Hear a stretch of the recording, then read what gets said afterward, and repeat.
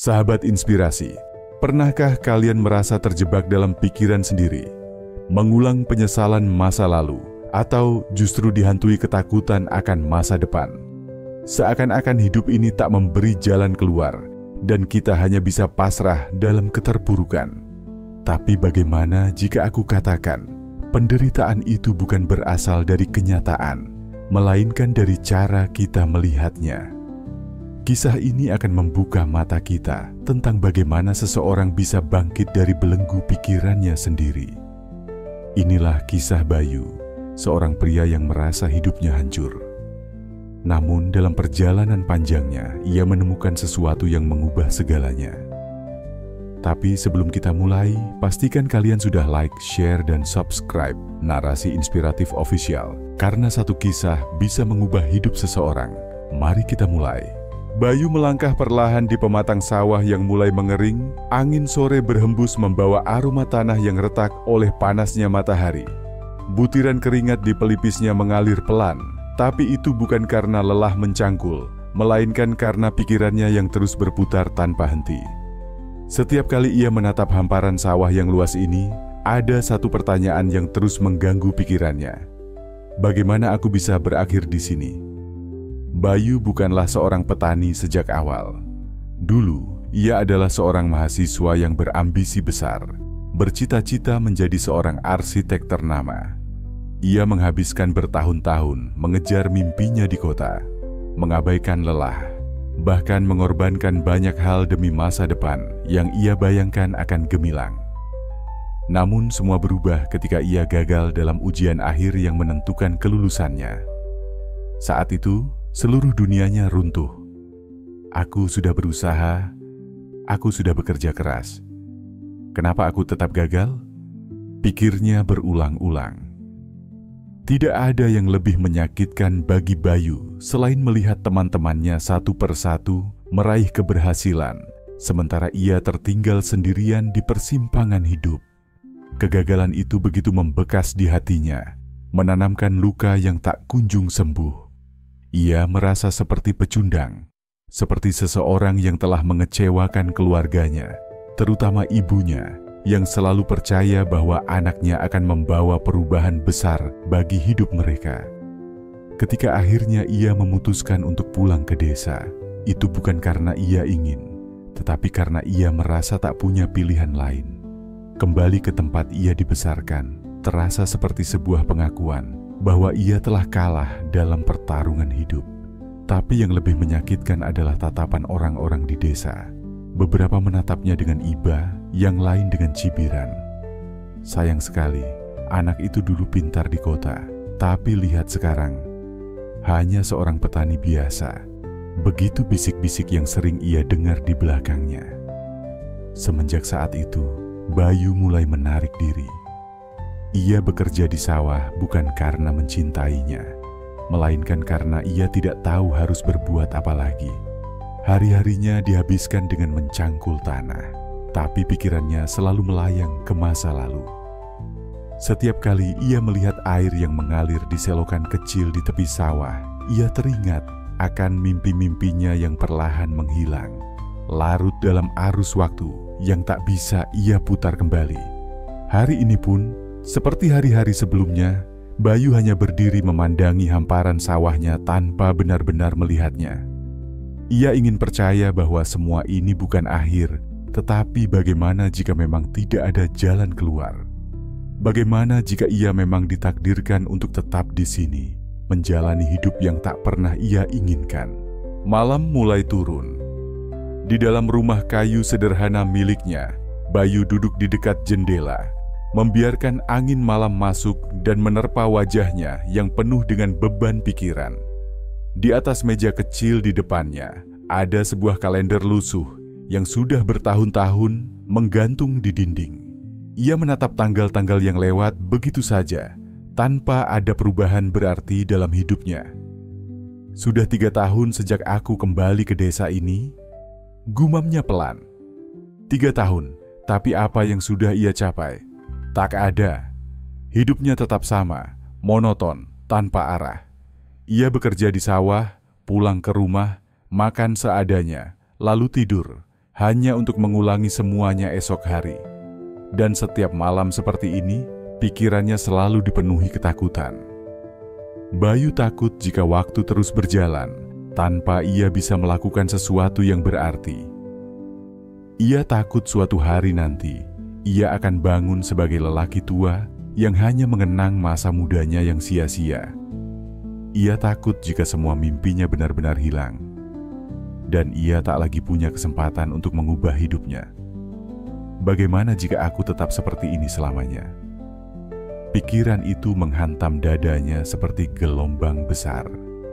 Ia mencoba mengusirnya, tapi semakin ia menolak, semakin kuat rasa takut itu mencengkeramnya. Di luar, suara jangkrik bersahutan, seolah-olah mengejek kesepiannya. Ia memejamkan mata, berusaha menenangkan dirinya. Tapi di balik kelopak matanya, bayangan masa lalu dan ketakutan akan masa depan terus berputar seperti mimpi buruk yang tak berkesudahan. Tiba-tiba, suara ketukan pelan terdengar di pintu rumahnya. Bayu terkejut. Sudah malam, siapa yang datang? Saat ia membuka pintu, di depan rumahnya berdiri seorang pria tua dengan tongkat di tangannya. Wajahnya berkerut, tapi ada ketenangan dalam sorot matanya.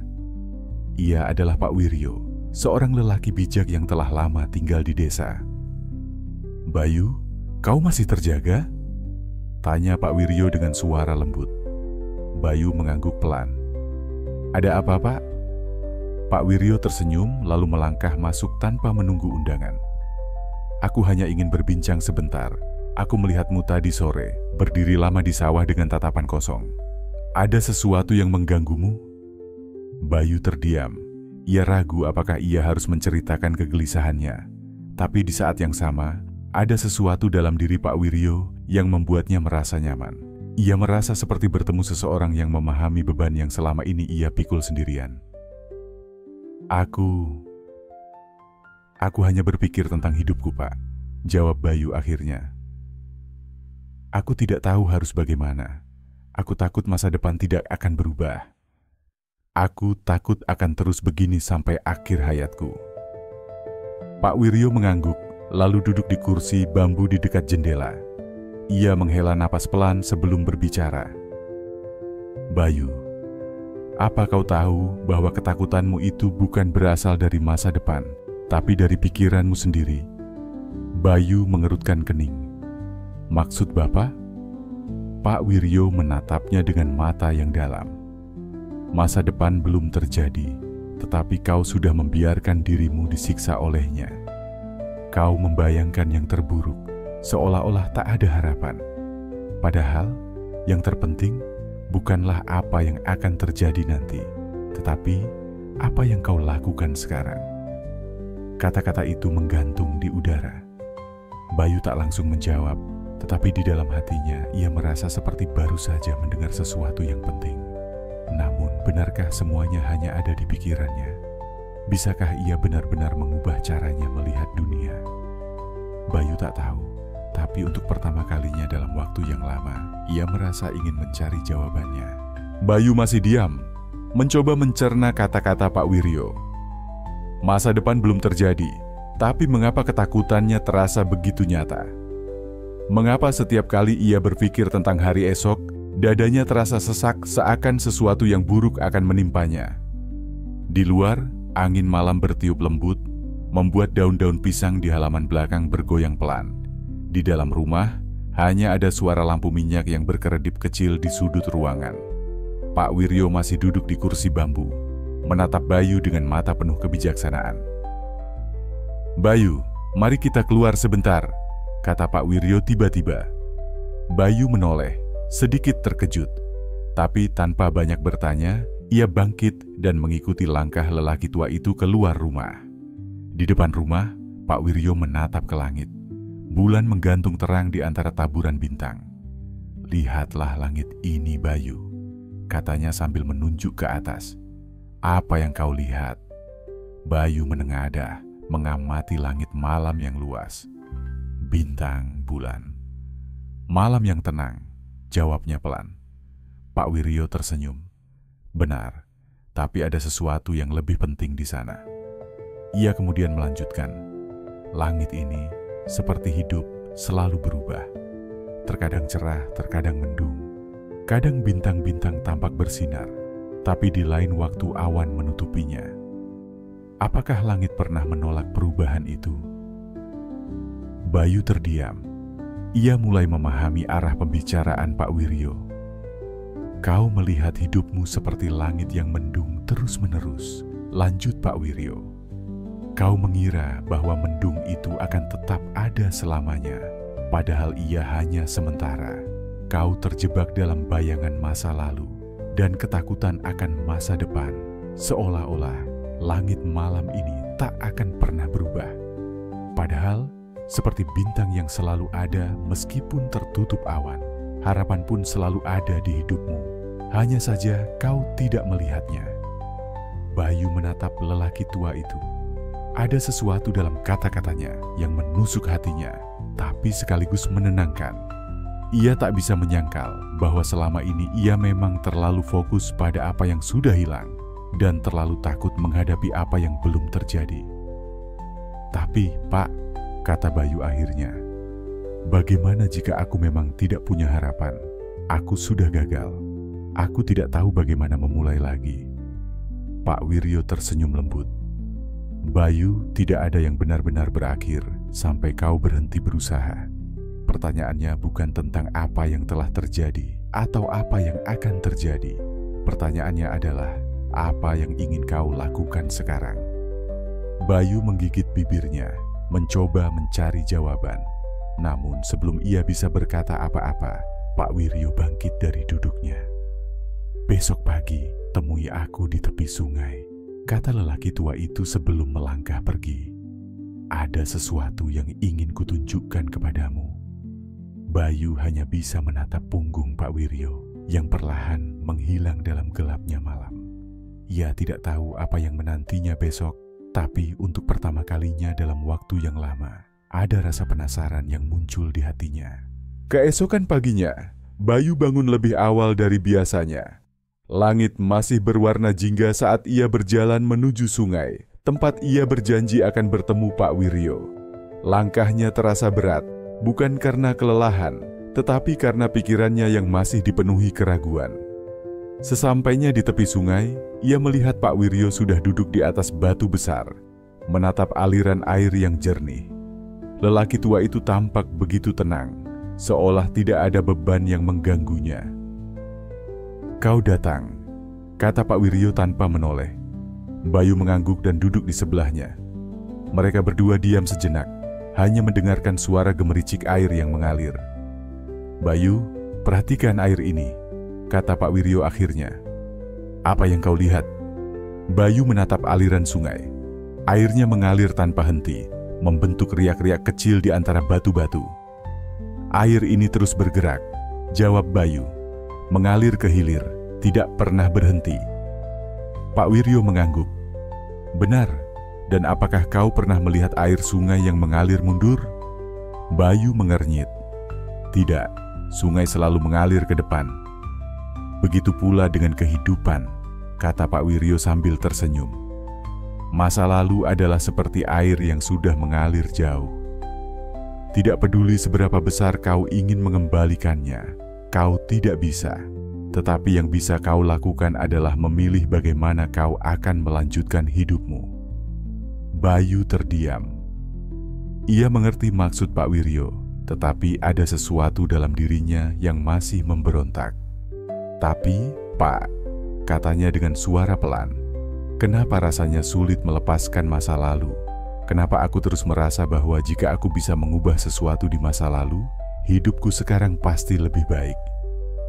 Pak Wiryo menghela napas, lalu mengambil sebuah batu kecil dari tepi sungai dan melemparkannya ke dalam air.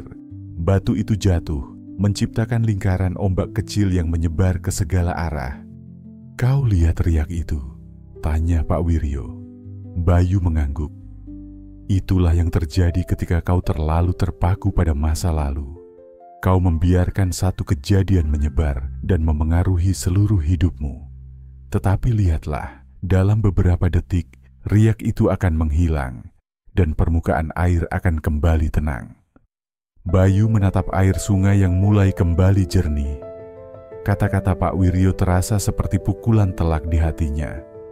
"Jadi," kata Bayu perlahan, "maksud Bapak, jika aku terus memikirkan kegagalan masa lalu, aku hanya akan menciptakan gelombang yang tidak perlu dalam hidupku." "Tepat," jawab Pak Wiryo. "Dan jika engkau terus menggenggam batu itu erat-erat, kau hanya akan semakin terbebani. Maka lepaskanlah, biarkan ia jatuh, dan biarkan air mengalir seperti seharusnya." Bayu menatap air sungai itu lama. Dalam hatinya, ia mulai bertanya-tanya, mampukah ia benar-benar melepaskan masa lalu? Apakah ia bisa berhenti menyalahkan dirinya sendiri dan menerima bahwa hidup harus terus berjalan? Tanpa sadar, ia merogoh sakunya, mengambil sebuah batu kecil, lalu dengan pelan melemparkannya ke sungai. Batu itu jatuh, menciptakan riak kecil yang segera menghilang. Bayu menarik napas dalam-dalam. Untuk pertama kalinya, hatinya merasa sedikit lebih ringan. Bayu duduk diam di tepi sungai, menatap riak yang perlahan menghilang. Kata-kata Pak Wiryo terus terngiang di benaknya. "Lepaskanlah, biarkan air mengalir seperti seharusnya." Tapi bagaimana caranya? Bagaimana ia bisa benar-benar melepaskan semua penyesalan yang selama ini menahannya? Pak Wiryo memperhatikan Bayu dengan tatapan lembut, seolah memahami pergolakan batinnya. "Kau tahu, Bayu," katanya akhirnya, "melepaskan bukan berarti melupakan. Melepaskan berarti berdamai. Berdamai dengan masa lalu, berdamai dengan dirimu sendiri." Bayu menghela napas panjang. "Tapi Pak, aku merasa gagal. Aku sudah mengecewakan orang tuaku, mengecewakan diriku sendiri. Aku merasa tidak ada gunanya lagi mencoba." Pak Wiryo tersenyum tipis, lalu mengambil segenggam pasir dan menggenggamnya erat. "Lihat ini," katanya. "Bayangkan pasir ini adalah beban dan penyesalanmu. Saat kau menggenggamnya erat, pasir itu terasa semakin berat, bukan?" Bayu mengangguk. Ia bisa melihat butiran pasir yang mulai jatuh dari sela-sela jari Pak Wiryo. "Tapi apa yang terjadi jika aku membuka tanganku?" tanya Pak Wiryo sambil perlahan melepaskan genggamannya. Pasir itu jatuh dengan lembut, terbawa angin. "Beban itu hilang," gumam Bayu pelan. "Tepat," kata Pak Wiryo. "Dan kau pun bisa memilih, terus menggenggamnya hingga tanganmu lelah, atau membiarkannya pergi dan merasakan kelegaan." Bayu terdiam. Di dalam hatinya, ia tahu bahwa yang dikatakan Pak Wiryo benar. Ia terlalu lama menggenggam rasa bersalah dan kegagalannya, terlalu lama membiarkan dirinya dikendalikan oleh penyesalan. Dan sekarang, mungkin sudah waktunya untuk perlahan melepaskan.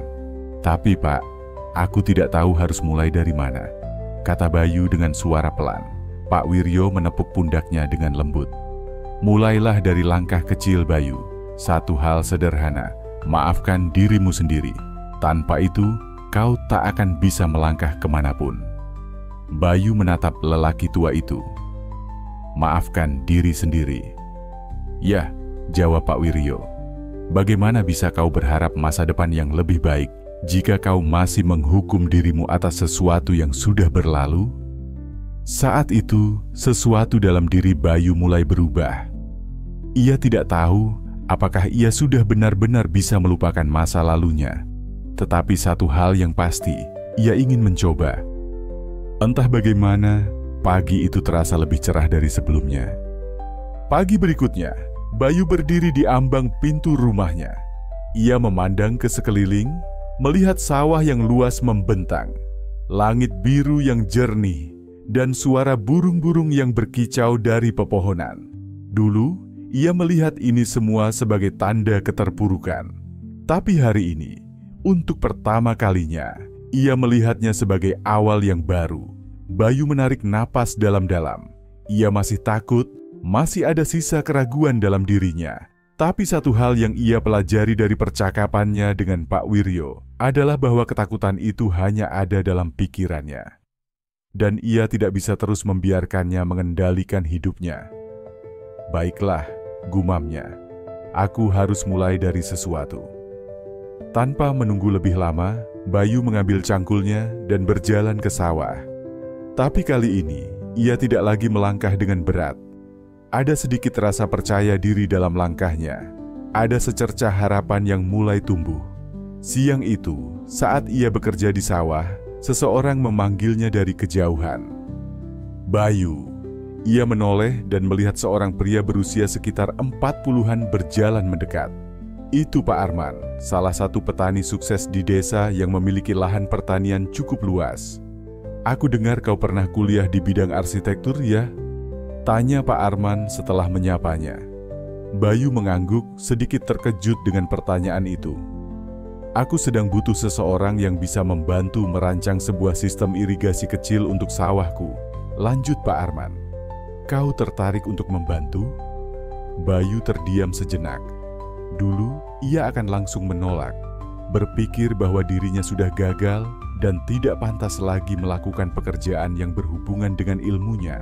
Tapi kini, setelah semua yang ia pelajari dari Pak Wiryo, ia mulai menyadari sesuatu. Belum terlambat, hidupnya belum berakhir. Mungkin ini adalah kesempatan pertama untuk memulai kembali. Dengan napas yang sedikit gemetar, Bayu mengangguk. "Ya Pak, saya akan mencobanya." Saat itu, untuk pertama kalinya dalam waktu yang lama, Bayu merasa sesuatu yang berbeda. Ia merasa hidupnya kembali memiliki arah. Bayu berdiri di depan sawah Pak Arman, memegang selembar kertas kosong dan pensil di tangannya. Angin sore berembus perlahan, membawa suara gemerisik dedaunan dan percikan air dari irigasi yang sudah lama tidak diperbaiki. Jantungnya berdegup lebih cepat dari biasanya. Di hadapannya Pak Arman dan beberapa petani lainnya menunggu.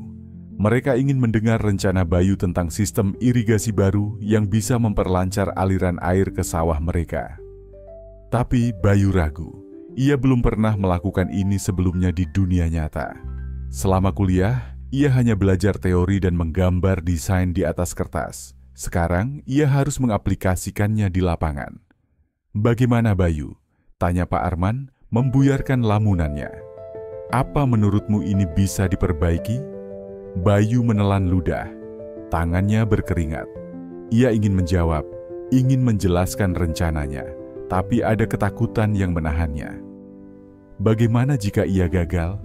Bagaimana jika rencana ini malah membuat keadaan semakin buruk?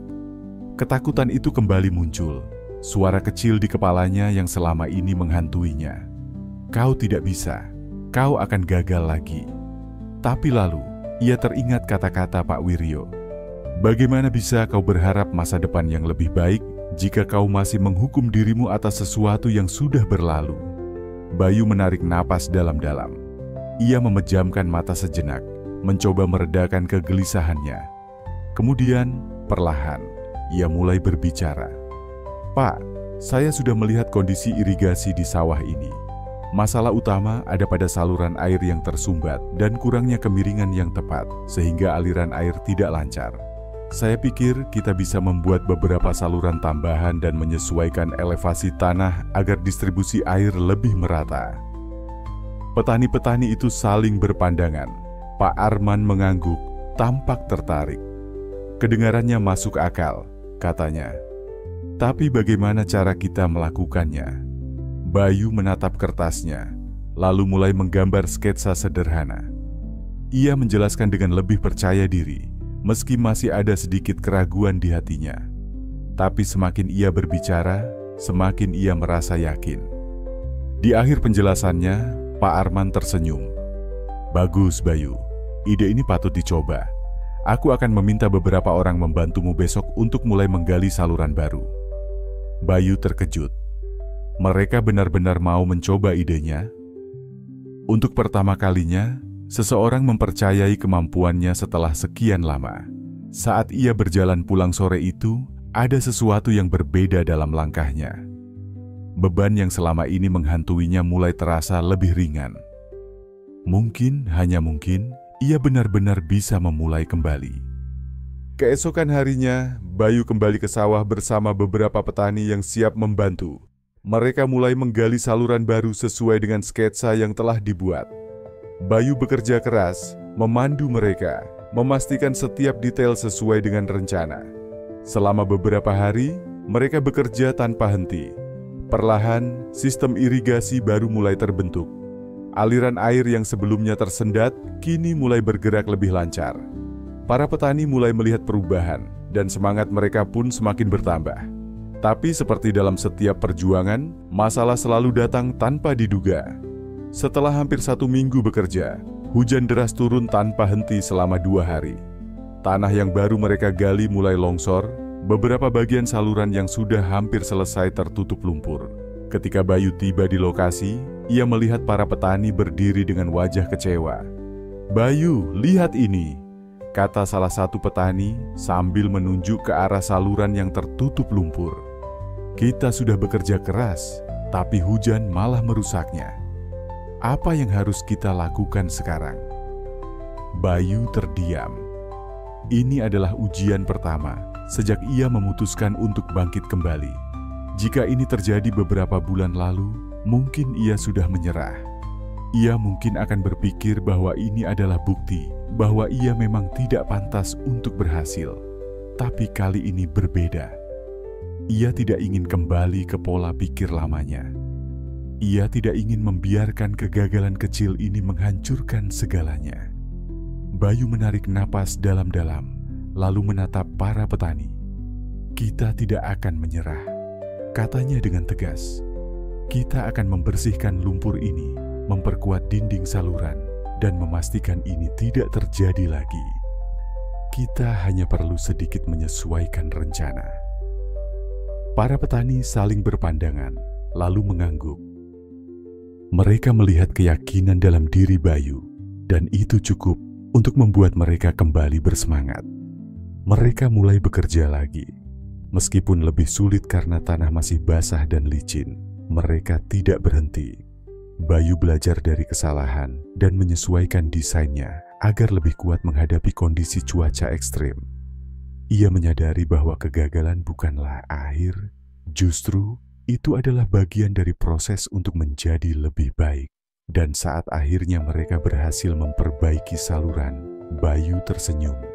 Untuk pertama kalinya, ia merasakan arti sesungguhnya dari menghadapi ketakutan dan terus melangkah maju. Bayu berdiri di tepi sawah, menatap aliran air yang kini mengalir lancar melalui saluran yang baru mereka bangun. Rasa lelah masih terasa di tubuhnya, tapi itu tidak lagi menjadi beban. Di sekelilingnya, para petani tersenyum puas melihat hasil kerja keras mereka selama berminggu-minggu. Pak Arman menepuk bahu Bayu. "Kau sudah melakukan pekerjaan yang luar biasa, anak. Ini bukan hanya tentang memperbaiki irigasi, tapi kau juga telah mengembalikan harapan banyak orang di sini." Bayu tersenyum kecil, tapi dalam hatinya, ia masih sulit percaya.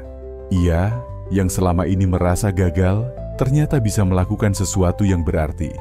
Ia, yang dulu takut melangkah, kini telah membuktikan bahwa ia mampu. "Aku hanya mencoba melakukan yang terbaik, Pak," jawab Bayu rendah hati. Pak Arman tertawa kecil. "Dan itulah yang terpenting.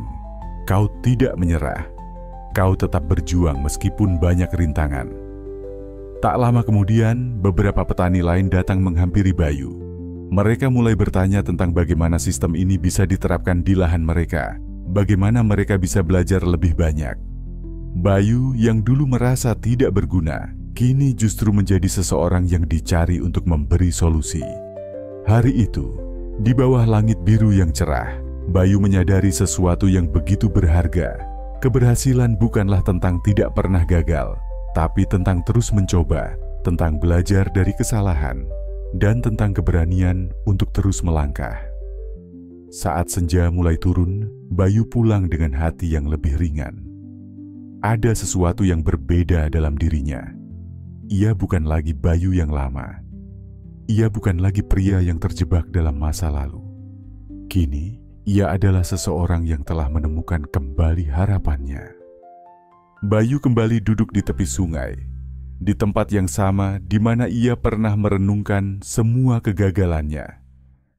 Tapi kali ini, pandangannya berbeda. Ia tidak lagi melihat bayang-bayang masa lalu yang menghantuinya. Ia melihat air yang mengalir dengan tenang, membawa kehidupan bagi sawah-sawah di sekitarnya. Tiba-tiba, suara langkah kaki mendekat. Bayu menoleh dan melihat Pak Wiryo berdiri di sampingnya. "Jadi, apa yang kau pelajari dari perjalanan ini?" tanya lelaki tua itu dengan senyum khasnya. Bayu tersenyum tipis. "Bahwa aku tidak perlu terus menyalahkan diri sendiri, bahwa kegagalan bukanlah akhir, tapi justru bagian dari perjalanan. Dan yang paling penting, bahwa aku bisa memilih untuk bangkit kapan saja, asalkan aku mau mencoba." Pak Wiryo mengangguk puas. "Kau akhirnya mengerti, Nak. Hidup ini seperti air sungai, kadang deras, kadang tenang, tapi ia selalu mengalir ke depan. Kita hanya perlu belajar untuk mengikutinya tanpa terus-menerus melawan."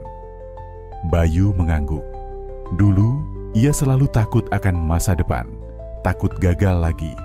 Tapi sekarang, ia tahu bahwa yang terpenting adalah terus bergerak, terus berusaha. Hidup bukan tentang sempurna, tapi tentang bagaimana kita terus maju meski dihadang rintangan. Sebelum pergi, Pak Wiryo menepuk pundaknya sekali lagi. "Jangan pernah berhenti melangkah, Bayu. Dunia ini masih punya banyak hal menunggu untuk kau jelajahi." Saat lelaki tua itu pergi, Bayu tetap duduk di sana, menikmati angin sore yang sejuk. Untuk pertama kalinya dalam hidupnya, ia merasa damai. Dan ia tahu, ini baru permulaan. Sekarang, setelah semua yang Bayu alami, ada satu hal yang pasti. Hidup itu tidak selalu mudah, dan seringkali kita akan menghadapi kegagalan. Namun, bukan kegagalan yang menentukan siapa kita, melainkan bagaimana kita bangkit dari kegagalan itu. Bayu telah melalui perjalanan panjang, dari seorang pemuda yang terjebak dalam penyesalan dan ketakutan, hingga akhirnya menemukan keberanian untuk melangkah maju. Ia belajar bahwa hidup tidak bisa dipandang dengan satu sudut pandang saja.